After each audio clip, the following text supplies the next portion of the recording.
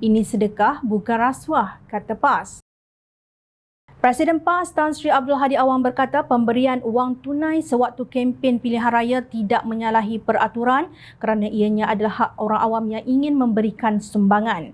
Mengikut undang-undang pilihan raya, calon dan wakil-wakil calon tidak boleh beri, tetapi orang awam mahu beri sedekah maka terpulang kepada dia. Tegasnya seperti dipetik The Malaysian Insights 21 Januari.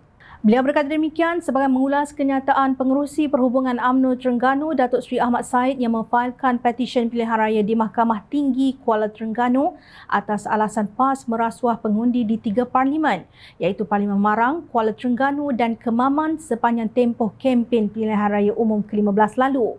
Ahmad Said mendakwa PAS memberi wang antara 15 hingga 17 November tahun lalu dengan kebanyakan isi rumah menerima wang antara RM500 hingga RM1,000. Bagaimanapun, kenyataan Abdul Hadi itu diselar oleh Ketua Penerangan UMNO Isham Jalil yang mengaitkannya dengan apa yang didakwa dilakukan oleh Perikatan Nasional selama 17 bulan menerajui kerajaan.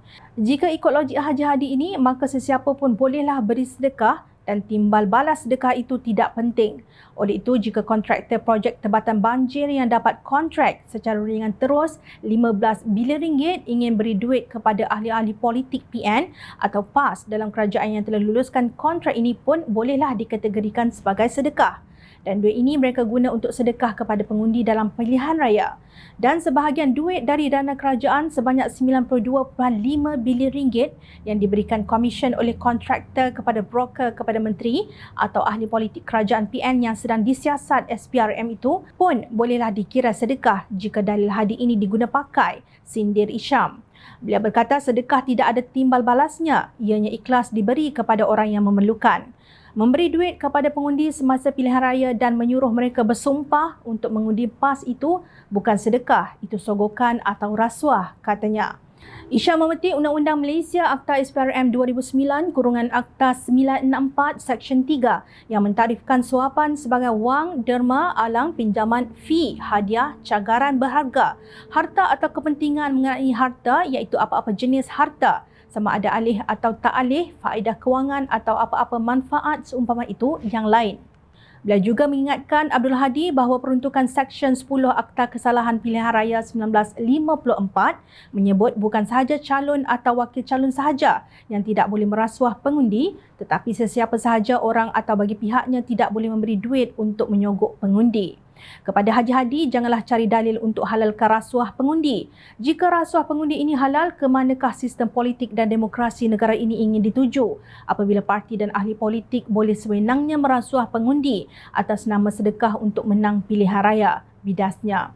Isham mendakwa semasa dalam kerajaan mereka mengambil rasuah daripada projek kerajaan untuk menggunakan duit itu bagi tujuan merasuah dan sedekah pengundi demi memenangi pilihan raya bagi membentuk kerajaan dan mendapat jawatan kerajaan.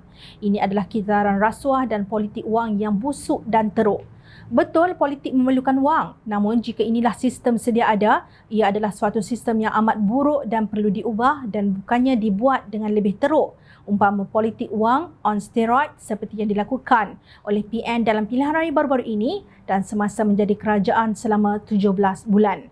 Apa yang mungkin ingin ditunjukkan oleh Allah Subhanahu Wa Taala dalam pilihan raya baru-baru ini adalah orang-orang yang kononnya bergelar ulama dan pak-pak lebay juga tidak imun daripada gelap mata akibat duit dan rasuah, tempelaknya. Mengulas mengenai kenyataan Pesuruhjaya PAS Perak Razman Zakaria yang mempertahankan Presiden PAS bahawa pemberian tersebut ialah derma dan sedekah orang awam sekalipun di musim pilihan raya. Isham berkata, Razman, orang ramai derma dalam tin Milo kepada parti itu okey. Parti derma atau sedekah kepada orang ramai yang mengundi dan diminta bersumpah untuk undi PAS itu tidak okey. Itu rasuah. Sejak berkawan dengan PPBM, ini rasuah dengan sedekah pun kamu tidak boleh beza. UMNO BN sering dipertikai kerana amalan pendanaan politik yang tidak telus. Kini, parti serpihannya bersatu bersama sekutunya PAS yang mencanang slogan bersih dan stabil atau BEST semasa PRU15 pula didakwa melakukan perkara yang lebih buruk. Jika pemimpin UMNO menyedari bahawa sedekah merupakan steroid yang amat berbahaya apabila dibiarkan meresap ke dalam nadi dan saraf anak muda, maka cash is king atau scheme of things juga tidak wajar dipertahankan. Justru seiring dengan hasrat kita untuk menjadi masyarakat madani, kesihatan politik negara ini juga perlu dipulihkan. Rasuah atas jenama apa pun tidak boleh diterima. Wakil rakyat yang terpilih atas sogokan semasa pilihan raya umum tidak wajar dibenarkan untuk melakar kehidupan kita dan generasi akan datang. Sampai bila pun kita tidak boleh membiarkan perasuah, tidak kira daripada parti mana menempa kejayaan dalam politik dan menentukan dasar-dasar untuk rakyat negara Malaysia yang kita sayangi ini.